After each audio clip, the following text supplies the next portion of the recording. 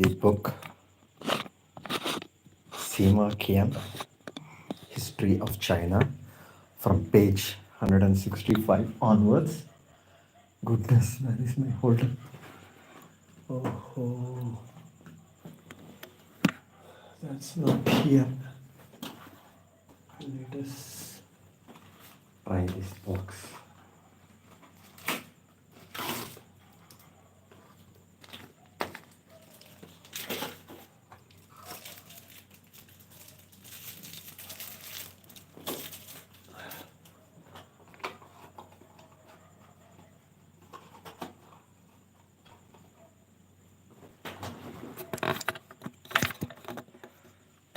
Okay, friends, sorry for that mishap. I was looking for something to hold my mobile. Let's see whether all is right. The display is coming all right. Let's check. Okay. Okay.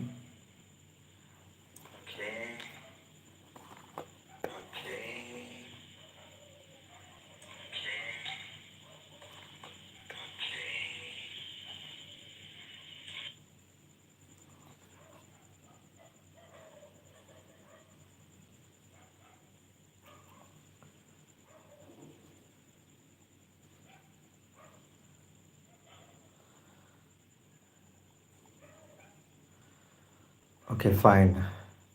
Now we are free of any noise apart from the distant barking of the street dogs. I think it's good as background music.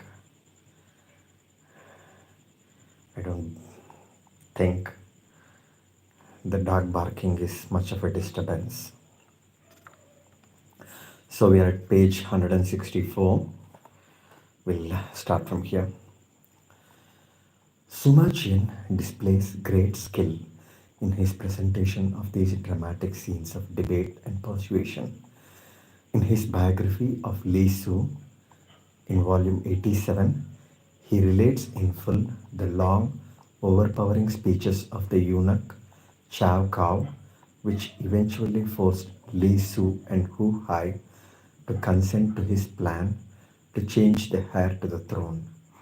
In the biography of Han Xin, in volume 92, we are given again and again the long list of felicitous arguments by which, over his repeated refusals, Kuai Tung at last persuaded Han Xin to revolt. In the biography of Liu An, we have the opposite situation in which the loyal minister Wu Pei employs all the devices of rhetoric in a vain attempt to dissuade the prince from his plan to start a rebellion. The modern historian would probably be content to note that Wu Pei tried unsuccessfully to dissuade the prince, or that Kuai Tung talked Han Xin into starting a revolt. But the Chinese reader, himself a minister or candidate for an official career, would want to know exactly how these men argued their cases. He was less interested in the final effect of the rhetoric than in the rhetoric itself, for what it might teach him for his own use, and for what it revealed of the character of the counselors and the counselled. This use of conversations and speeches to reveal and criticize the personalities of his subjects is a favorite device of Sima Qian. There is an old story that Confucius and Lao Tzu once met and talked together in the Chou capital. Qian splits the story in two. In his biography of Confucius, in volume 47/14, he recounts Lao Tzu's remarks in which the Taoist warns Confucius of his fatal tendency to be too honest in appraising and criticizing the faults of others. In the biography of Lao Tzu, in volume 63/5, he puts Confucius' tribute to the mystical worth of the Taoist sage. To the mystical worth of the Taoist sage. Thus, he makes use of the comments of a third party to build up his picture of the personality and stature of each man. In his biography of the legalist philosopher Lord Shang, volume 68 upon 16, he inserts the long critique of Shang's character by Chao Liang, which serves effectively to point out all the faults and evils of the man. In this way, the historian, without ever resorting to direct comment of his own, can convey through the conversations and criticisms of his characters a clear picture of their true personalities. Ku Yen Wu has pointed out in particular the way Qian frequently ends his biographies with the remarks of a third person upon the subject of the chapter. These remarks, underlined by their position at the very end of the narrative, serve to sum up the historian's own opinion. The most wry and biting of Qian's indirect criticisms is perhaps that which ends his chapter on economics in volume 30 upon 44. After a long and impersonal description of the economic policies advocated by the legalist Sang Hungyang and put into practice by Emperor Wu, Qian notes that at this time there was a drought and the emperor asked his officials how they might obtain rain. Quote, the district officials, answers Pu Shi, a violent opponent of Sang Hungyang and his policies, are supposed to collect what taxes they need for their food and clothing, and that is all. Now Hungyang has them sitting in the markets and lined up in the stalls selling goods in search of profit. If your majesty were to boil Hungyang alive, then I believe heaven would send us rain. End of quote. With this suggestion, Qian ends his narrative. Okay, I'll take a small break for a little while. We're at page 166.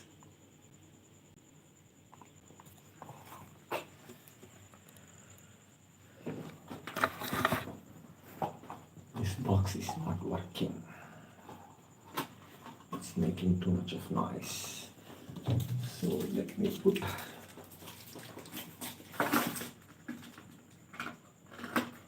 this box aside and then let me get the long tape.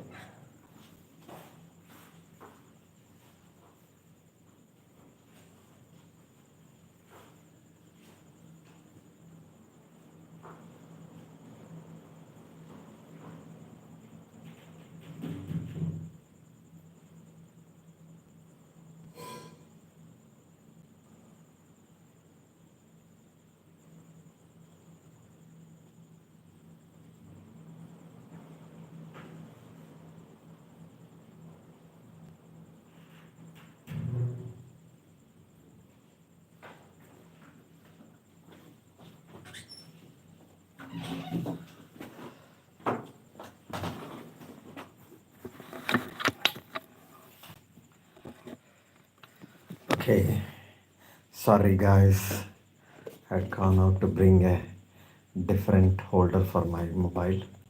Let's see whether this works. The other thing was making too much of a noise. Okay.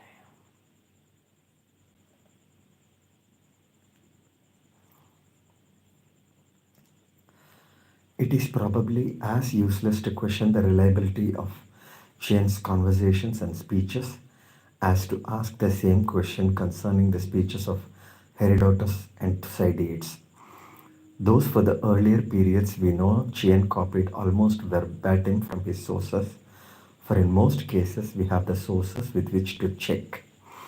In the case of Qin and Han times, he may have had documents, reports, memorials, or court records to draw upon that we cannot know about now.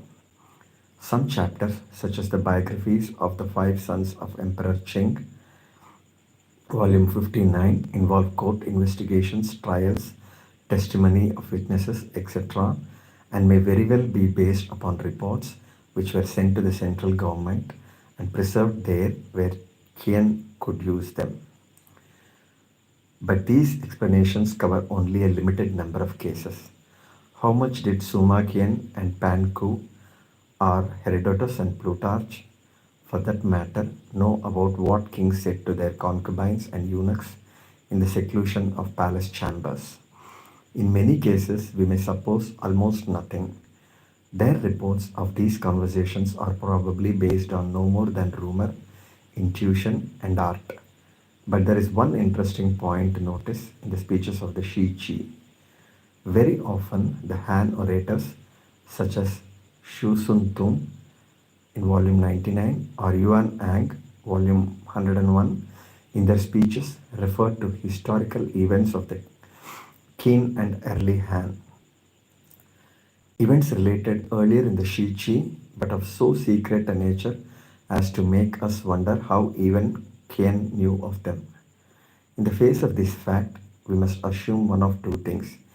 Either Qian not only invented his stories of the scandals of the inner court, but also took the trouble to insert references to these secret affairs in speeches attributed to men of a later time, or else these seemingly secret affairs were public knowledge in the Han. When we read that Empress Lu mutilated the late emperor's favorite concubine, Lady Qi, and called her the human swine, we may suspect Qian of reporting mere gossip. But when we read that Yuan Ang warned Emperor Wen of the danger of paying greater honor to his concubine than he did to his empress with the words, quote, "Has your majesty alone not seen the human swine?" End of quote, volume 101 upon 8. We must conclude that such gossip was commonly known and accepted as fact not only by Qian himself, but by the rulers and officials of the time. Toynbee has written of the Greek historians, quote, "The semi-fictitious speech is clearly a dangerous instrument in a historian's hands, and yet we have discovered nothing equivalent to take its place. The Hellenic method of portrayal may be excessively idealized or subjective, but we have no right to criticize Solomon's architecture so long as we refuse, in our own case, to venture beyond the limits of David." End of quote. We may well doubt the reliability of the Shi Qi's elaborate speeches and secret councils, its intimate conversations and whispered remarks, insisting that Qian could not have had any record of such utterances. But we must admit that without the use of these, Qian could never, in the space at his command, have built up the series of vivid and lifelike portraits that have caught the fancy of generations and lived in the memory of his readers. And this, we must not forget, was his primary aim, that the men of his history should be remembered. With less art, he might never have been able to achieve it. These characteristic traits of Qian's writing and thought are perhaps no better. These characteristic traits of Qian's writing and thought are perhaps nowhere better illustrated than in his Hereditary House of Confucius, volume 47. This chapter has been the subject of much controversy. Admirers of the Shi Qi have termed it a key section in the history and a literary masterpiece, while critics such as Professor Creel have condemned it as a slipshod performance full of anachronisms, incoherence, and absurdities. Much of the biography, there can be no doubt, is historically suspect. By Han times, the body of law surrounding the life of Confucius had already swelled to considerable proportions and was still growing. Qian in his biography was presenting, rather uncritically to be sure, no more than the picture of Confucius held by most men of his age, avoiding, as always, the obviously absurd and apocryphal. It is not, needless to say, the picture of Confucius held by later ages of Chinese scholars, nor by historians today, which is one reason it has attracted criticism. In addition, the charge made by Panku that Qian favored Taoism or over Confucianism has led scholars to be especially suspicious of the biography. Professor Creel, himself a biographer of Confucius, even goes so far as to assert that the whole chapter is a satire intended to damn Confucius while it appears to praise him. Since this charge of Taoist sympathies appears so often in discussions of the Shichi, it may be well at this point to go over briefly some of the evidence for and against it. The statement of Taoist sympathies, as I have noted in chapter 2, was first made by Yang Xiong when, referring to the discussion of the six schools by Sima Tan, he attributes Tan's opinions to Qian. But though Qian copied Tan's eulogy of of Taoism into the biography of his father, as any good biographer might do, he gives no indication in any other part of the Shichi that he shares his father's Taoist leanings. So it must be assumed that the charge of Taoist sympathies is based solely on Suma Tan's opinions in volume 130. There are, as a matter of fact, a number of indications that Qian did not share his father's preference for Taoism over Confucianism, or at least for the father of the Taoist school, Lao Tzu, over Confucius. First is the fact that he placed the biography of Confucius in the hereditary house section of his history among the great feudal leaders of the past, while that of Lao Tzu appears in the last or memoirs section. Furthermore, Lao Tzu is not given a whole chapter but is lumped together with Chuang-Tzu and the legalist philosophers Shen Puhai and Han Fei Tzu. In view of the low opinion of legalism held by Qian and his contemporaries, it is hardly exalted company. The biography of Lao Tzu itself is no more than a collection of doubtful legends and attempts to identify the figure of the Taoist recluse, ending with Qian's declaration that nowadays, nowadays no one knows which story is correct.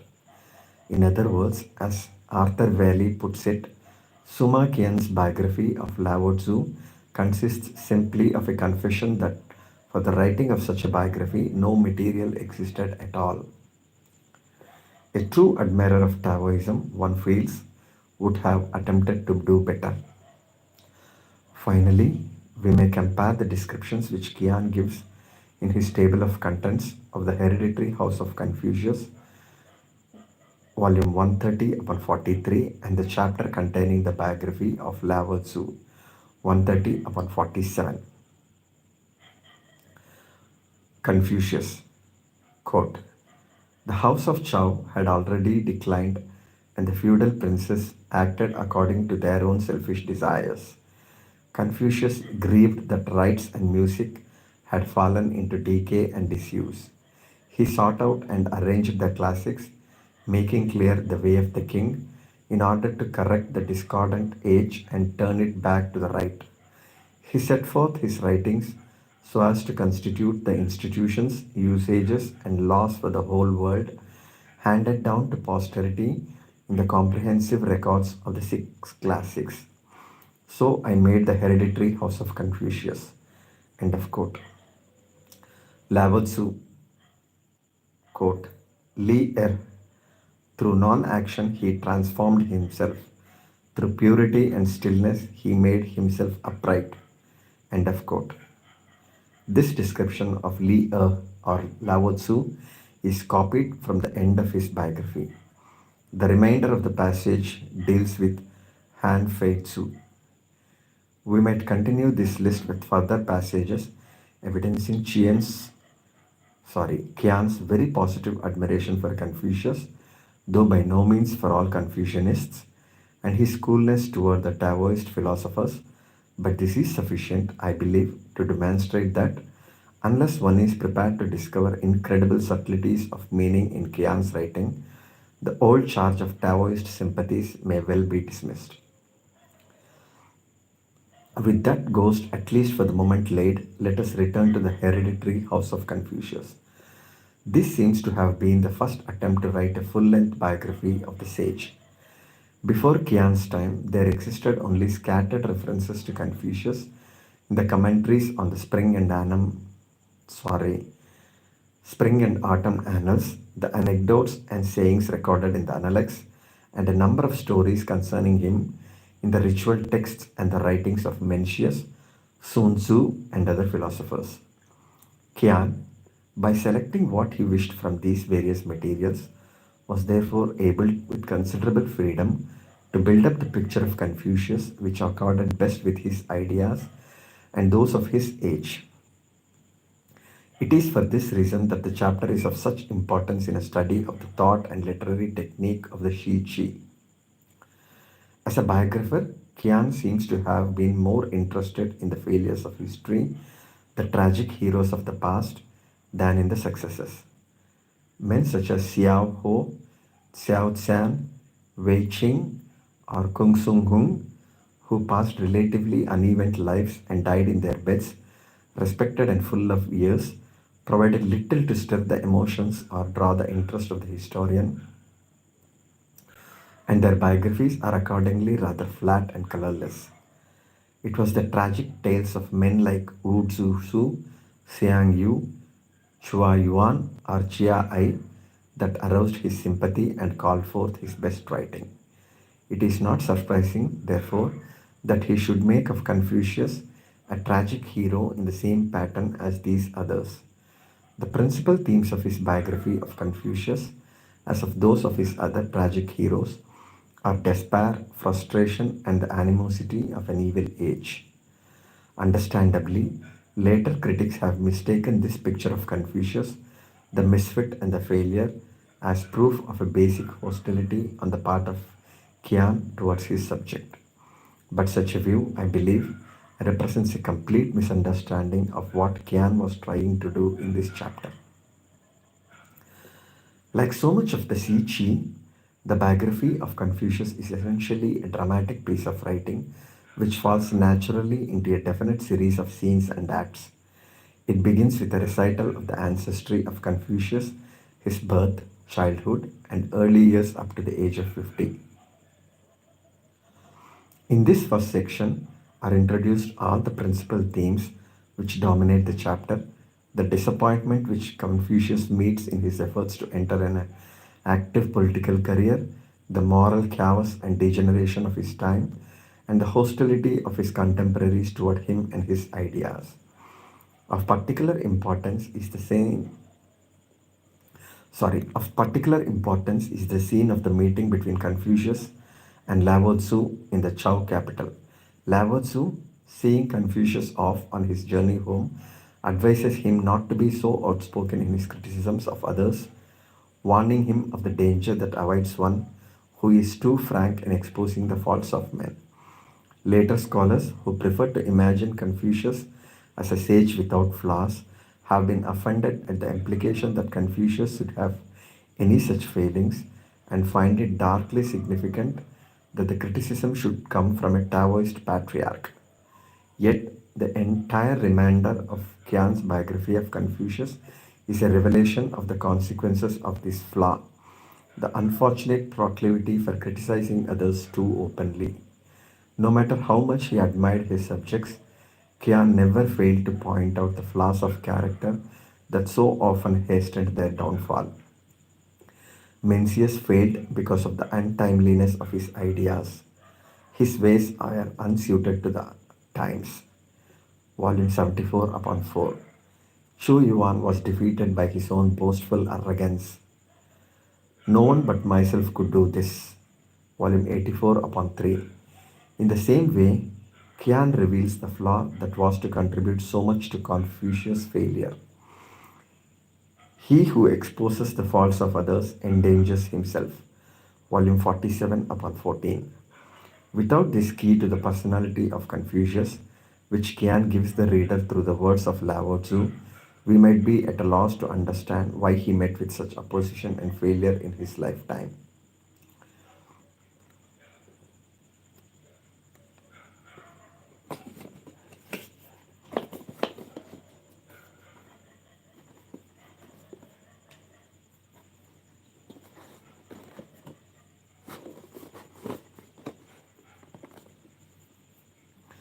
The second act of Confucius' biography shows us the sage in his period of power when for a time he achieved high office in the government of Lu. but the effects of his good government alarm the neighboring states and they plot his overthrow. The ruler of Qi sends a troop of entertainers and dancing girls to distract the Duke of Liu from affairs of state, achieving such success by this device that Confucius resigns his post in disgust and leaves the state. His brief moment of triumph ends with a sigh and a song as he warns of the power of women and departs upon his years of wandering. The third section covers the 10 or so years during which, actually, sorry for this aside at this moment, we are at page 171. This particular episode of his leaving the state of Qi because the Duke of Lu was distracted by a lot of dancing girls given by ruler of Qi. Uh, the Wikipedia article actually says that Confucius didn't depart immediately but delayed a while. I don't know, but that version seems, even while reading that version, it seemed very fake, kind of roundabout explanation to me. Whereas Qian's explanation is quite forthright and it's actually more moral. Let's see, we should later on verify who is more right. The third section covers sorry. The third section covers the 10 or so years during which Confucius and his band of disciples journey from state to state, seeking an opportunity to put their doctrines into practice. The time is one of repeated frustration, hardship, and danger. Again and again, Confucius is ignored by the feudal lords, or actually repulsed, and we are given long speeches by his opponents on the faults and inadequacies of his doctrines. As one critic points out, Qian uses the two words pu yung. He was not used as a kind of refrain running through the whole biography. Over and over, we see Confucius trying earnestly to find some way to put his doctrines into practice. Over and over, he is turned away, slandered, or physically attacked, and the description of his efforts ends with these two words pu yung, he was not used. Not only is Confucius attacked by the politicians of his day, he and his disciples are also bitterly criticized by another class of men, the recluses, who warn them of the futility of attempting to gain power in a decadent age and advise them to flee from the world. And when Confucius, in his almost pathetic desire to find an outlet for his talents, considers taking employment with some military upstart of dubious character, even his own disciples turn upon him with criticism. Alone in his consuming desire to save the world, he is surrounded by hostility from all sides. Oh, that's very touching.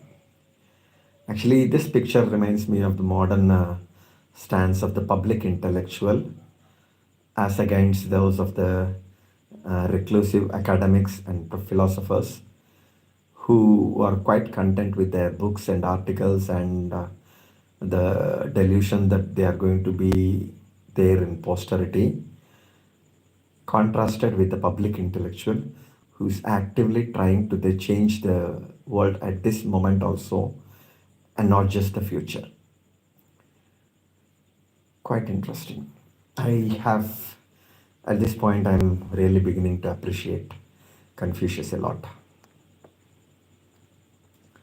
In the Song of Chiayu, the madman of Chu, copied from an Alex 18:5, Qian, Qian catches up the atmosphere of isolation, futility, and deepening tragedy which marks this period of Confucius' life. O Phoenix, Phoenix, how has your virtue declined?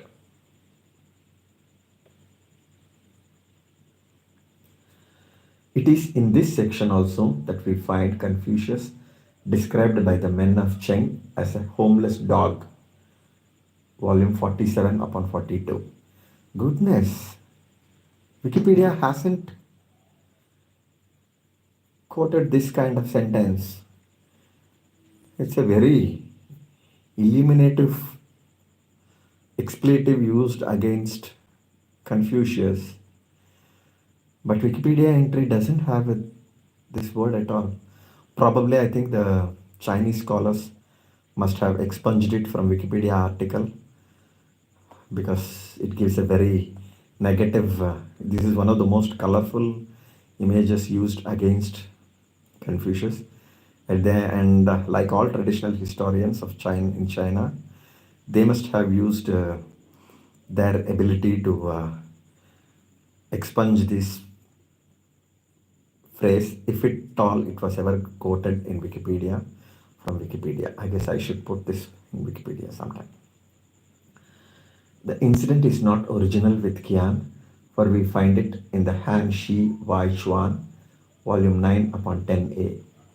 Qian merely adopted it from this or some other earlier work, but the fact that he chose this epithet shows that he wished to emphasize the humiliation and lack of recognition suffered by the sage in his lifetime. For the more strongly he emphasizes the outward and material failure of Confucius' life, the greater will appear the moral and spiritual triumph achieved by the sage's teachings in the centuries after his death. Confucius returns at last from his long and fruitless wanderings to his home in Lu, and his biography enters upon an interlude of comparative calm and optimism. For the first time, in a number of sayings and anecdotes drawn from the Analects, we have an intimate picture of the personality and daily life of the teacher and his disciples. We see him resigned at last to political failure, engaged in the labors that are to ensure his immortality, teaching his followers, and arranging and editing the classics. But this is no more than a brief, sunny interlude, and with the ominous capture of the unicorn, we enter upon the fourth and last act of the sage's life. Confucius, distressed that his ideas have failed so completely to gain acceptance, writes the spring and autumn annals to ensure the recognition of posterity. With a song prophetic of his true moral grandeur, Mount Tai crumbles, the great beam breaks, the sage signals his approaching death. At his death, Duke Ai of Lu, who ignored Confucius while he lived, sends to the funeral an extravagant eulogy which Qian has copied in full. To the picture of the meanness and hostility which confronted Confucius all his life, the biographer adds this last bitter variation: hypocrisy. So ends the life of Confucius, a life of almost unrelieved hardship, disappointment, and failure. It is only in the very closing pages of his biography that Qian suddenly reverses the whole picture and shows us Confucius at last triumphant. His tomb becomes the center of a community of disciples. Sacrifices, lectures, festivals, and archery contests are held there, and his personal belongings preserved for later generations to see. The founder of the Han worships there, along with feudal princes and high ministers. In his remarks at the end of the chapter, Qian quotes one lost song, this time from the Book of Odes. Quote, "The great mountain, I look up to it. The great road, I travel it, although I cannot reach it." He adds, "My heart goes out toward it." When I read the works of Confucius, I try to imagine what sort of person he was. End of quote. This last is a phrase Qian uses only twice, here and at the end of his chapter on Chu Yuan, volume 84 upon 36. Of all the great men of the past, it was perhaps these two that he would most have liked to have known.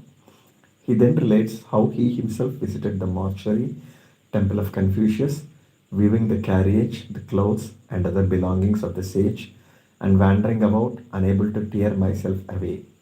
He concludes, quote, "There have been many kings, emperors, and great men in history who enjoyed fame and honor while they lived and came to nothing at their death, while Confucius, who was but a common scholar, clad in a plain gown, became the acknowledged master of scholars for over 10 generations.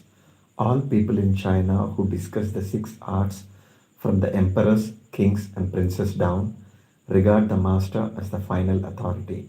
He may be called the supreme sage. End of quote. Oh, guys, my all my body is breaking out in goose pimples. So touched by the way Qian writes about Confucius. Actually, I'm becoming a Confucius fan. The Wikipedia article about Confucius is quite plain, droll, and drossy. I think we should not be reading Wikipedia at all. But unfortunately, what to do? Wikipedia is the very first portal that we can access easily, and the access that gives extensive information, if not intensive and qualitative information. It has quantity but very poor quality. What to do? So when we begin with some topic, we should begin with quantity basically, but then we should narrow down to quality as we go. So for anybody who wants to know about Confucius, I think Sima Qian's article about Confucius should be more useful and a better beginning than the Wikipedia entry. Okay, let's begin. As we have seen in the discussion of Qian's theory of literature and elsewhere, he viewed Confucius as the father of Chinese letters, a man driven by frustration and despair to seek in literature a rectification of the woes of life and the recognition of later ages. And by his adoption of the symbol of the unicorn and the closing words of the Kungyang commentary, Qian has made it clear that he considered himself to be motivated in his own writing by the same aims and ideals. It is not surprising, therefore, that he should emphasize the apparent failure and lack of recognition suffered by Confucius in his lifetime and contrast it with the glory achieved by the sage through his writings in after ages. The themes of frustration and despair, the ominous decadence of the age, the gloomy songs and constant repetition of the words Puyung, the long speeches and harangues against Confucius, the attacks upon his life, the sickening hypocrisy of the funeral oration, all these are deft instruments used by Qian to create his image of the sage, an image which strongly reflects the despair and failure of Qian's own life. It is a very human, moving, and often pathetic portrait, and one which, understandably, has often disturbed scholars of later generations who would prefer a sunnier version of the sage's life. Yet, in the end, the failure of Confucius is reclaimed by the judgment of history. Defeat in the very last moment turns to triumph, and the man who could find no employment in his lifetime becomes, after his death, the teacher of kings. The story was one that affected Qian deeply, for it was, he no doubt hoped, in some small measure, the story of his own life. That's the end of Qian's version of Confucius. It's a very touching narration by Edward Watson. I appreciate Watson also here. Sima Qian has a very good way of summing up life of Confucius. Great. Next we go to the style of the Shiqi.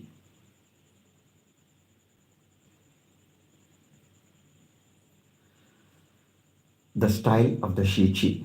In his narrative, Qian drew freely upon all the literature of the past, both the Confucian classics and the works of the philosophers, using any facts or anecdotes that he considered reliable and important. Pan Piao had made the criticism, repeated by his son, that Qian, in utilizing the classics and other early works, was often careless and sketchy and differed from his sources. End of quote. We need not at this point go into a detailed discussion of exactly how Qian utilized his sources. A few examples will suffice to show that sorry, to show what sorry, to show what Pan Piao and Pan Ku were probably criticizing. First is the fact that when quoting from sources that used obscure or archaic words or were unusually terse and difficult, Qian frequently substituted more common words or paraphrased rather than quoting verbatim the harder passages. This practice seems to be very old in Chinese historiography. There is reason to believe that the editor or editors of the Book of Documents worked to put the wording of their miscellaneous sources into a uniform style and grammar, and the same is true of the compiler of the So commentary. Qian was therefore only continuing a custom already in use and one which by no means ended with him. When Pan Ku adapted material from Qian, for example, he revised Qian's wording to conform to his own ideas of style and clarity, and Sima Qian did the same when he quoted from either historian. Qian not only paraphrased in the language of his time the extremely difficult and archaic style of very ancient works such as the Book of Documents, but also freely amended more recent works such as the So commentary when its peculiar style and language made it difficult to follow.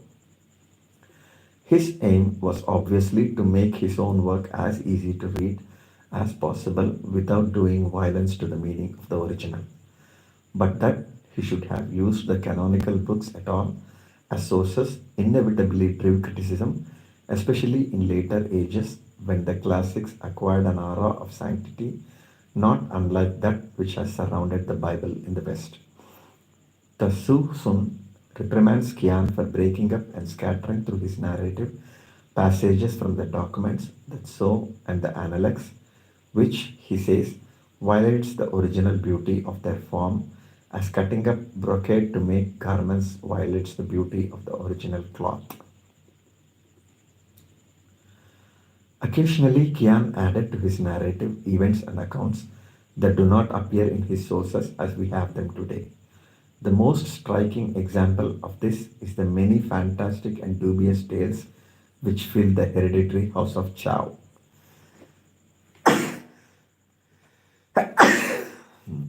Sorry, guys.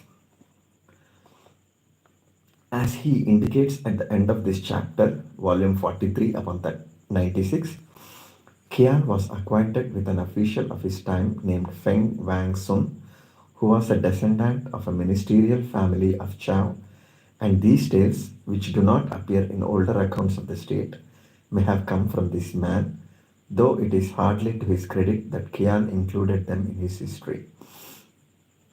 At other times, he added merely a phrase, a single sentence or fact, from what source we do not know. We have already noted how, in his biography of Confucius, in order to explain Confucius' reasons for writing the spring and autumn annals, he has the sage exclaim, "How shall I be known to later ages?" This remark is to be found in none of the extant sources which Qian used in this chapter, and it has been assumed that he added it out of his own imagination, a sacrilege for which he has been severely chastised. Again, in his biography of Chiang Ai, volume 70 upon 17, he writes, when Chiang Ai went to Qin, he pretended that he lost hold of the cord used to steady oneself when climbing in and out of a carriage, and fell out of the carriage, and for 3 months he did not attend court.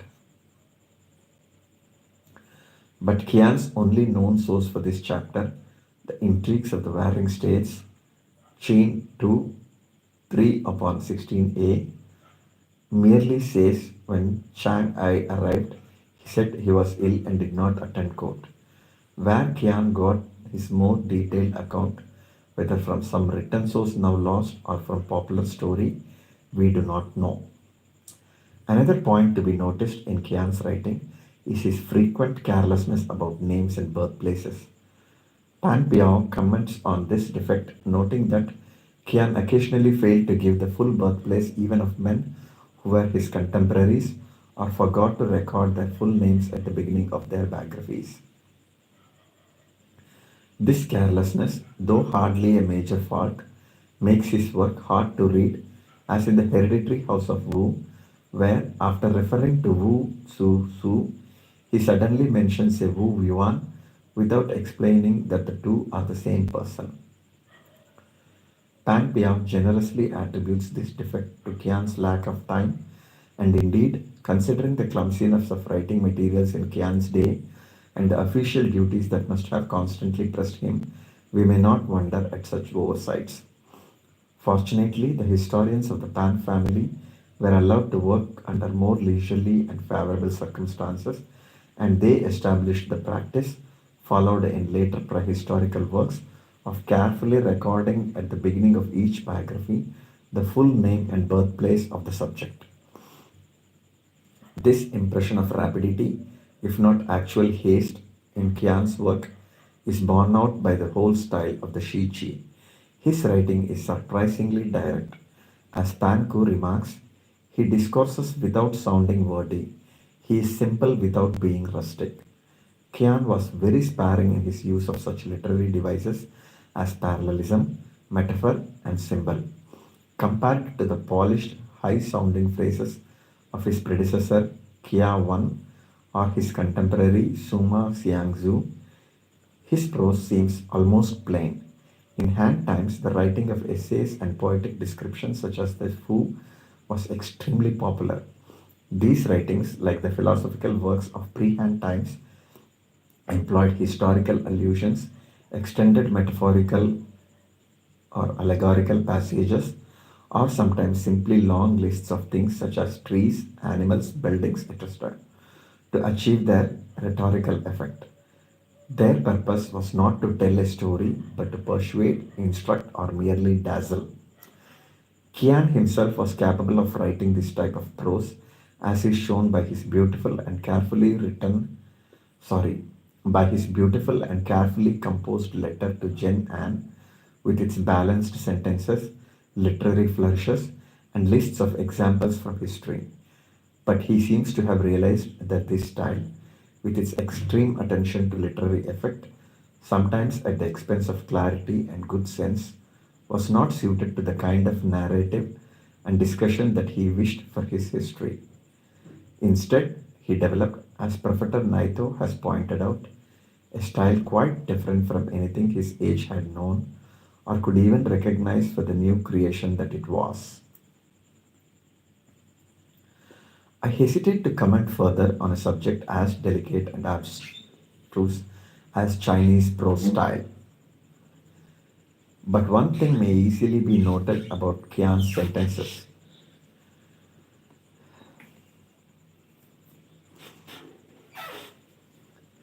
Okay, friends, I hold it here for a few moments, for a few minutes. I'll come back after a while.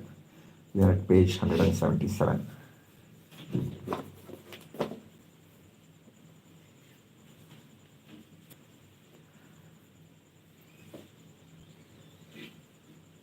We are at page 177. Let me pass this. We'll go to the other room and I'll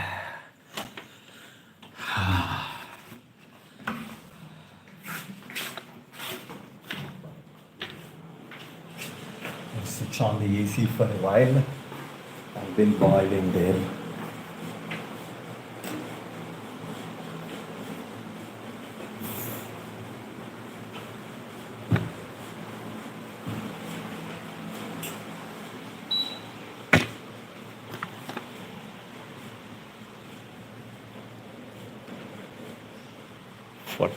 Okay.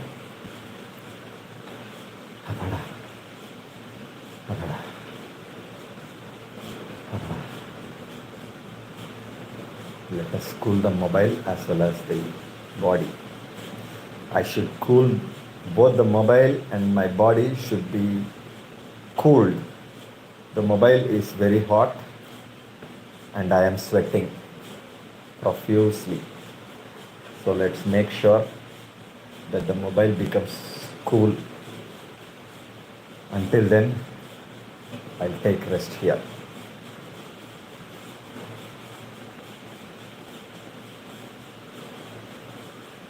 Okay.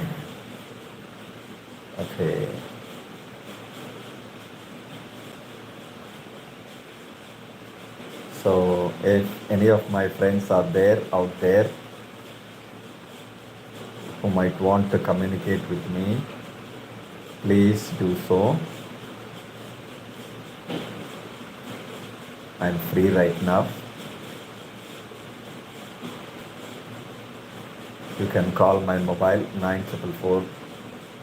9443555178. Anybody who wants to communicate with me may call now on 9443555178. Anybody who wants to communicate with me may now call me on 9443555178.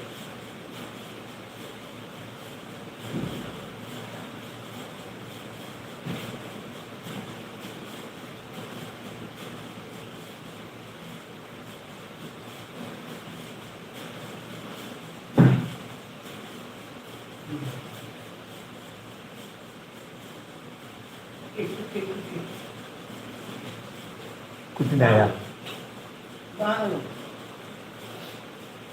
దోమలు కుడుతున్నాయా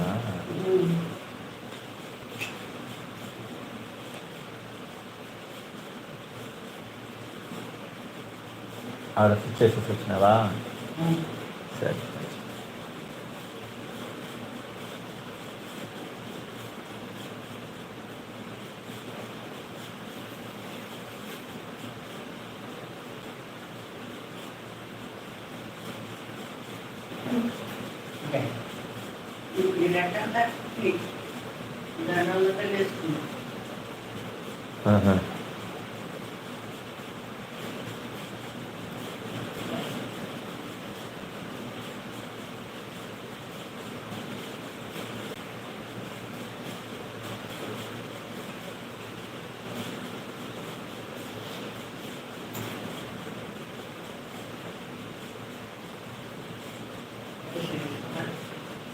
అవును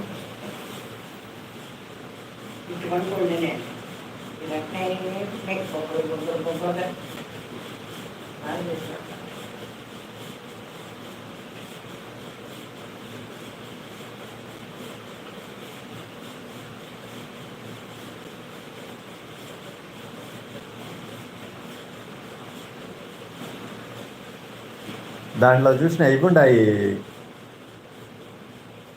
అది కాల్చేది కాసేపు ఆ రూమ్లో ఇందాక దాకా చూసినాను కొస్వత్తిలు ఉన్నాయి ఆ రూమ్లో కాల్చేద్దామా కొస్వత్తిలు పెడదామా అన్న కాల్చేటివి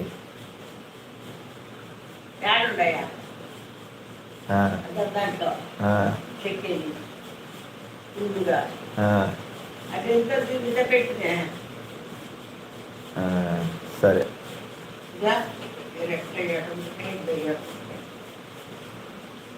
సరే సరే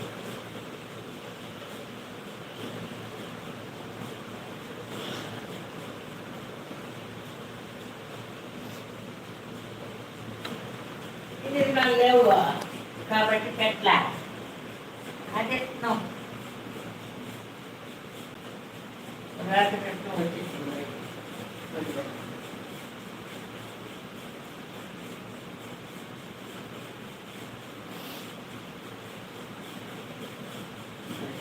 Okay, that's great. Somebody has given a like.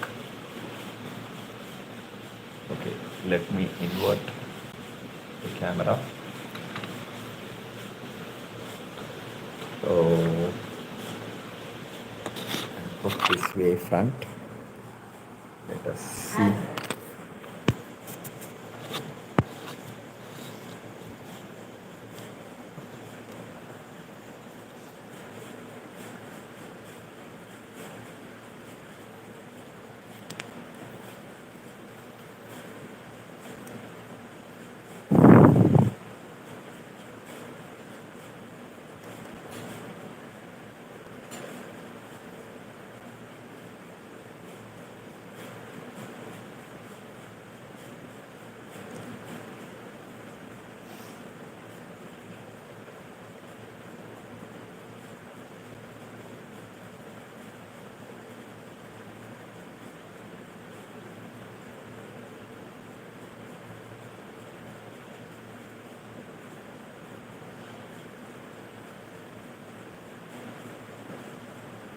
Okay, guys.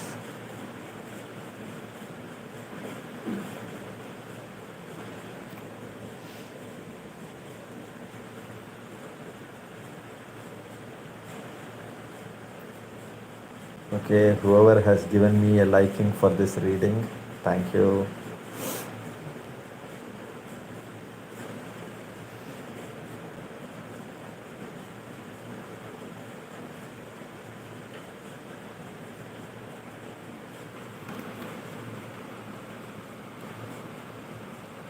King of King. Hello, madam. Who is this? Hello, Mr. King of King. I am not a madam. Hello, madam.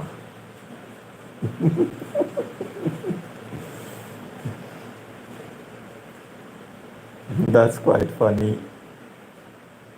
I don't know whether that guy saw my beard and mustache and everything and still wanted to call me madam. That's quite funny. I remember how my college seniors used to make fun of my matriarchy philosophy in college, or I should actually say my feminism, and used to tease me that I'm most probably a transgender, that I was probably going to become a female after a while, and it used to terrorize me in those days. But today, when this guy, King of King, calls me a madam, I'm quite amused. Okay, that's that's maturity, and that's what age and experience does to you. And also, I don't think becoming female is negative. Actually, to be frank, it's quite positive, I believe. And I would not mind if 99.99% of men became women. Nothing wrong in that. So, okay, good. Okay, thank you, King of King, for calling me madam. That's okay. That's fair. That's not exactly. I guess it was just a mistake. The guy must have been browsing through live feed from several women, and probably this hello madam was something he had copy pasted into everybody's comment section even before looking at the person. And that's one guess I make. That's one reason I speculate for him calling me as madam. Or probably my voice, which several people have commented throughout my life that it is quite feminine. Maybe he felt that my voice was feminine, and that's what made him call me madam. Okay, I guess I should, this is a quite interesting aside. I should end the live over here. I'd like to end the live over here and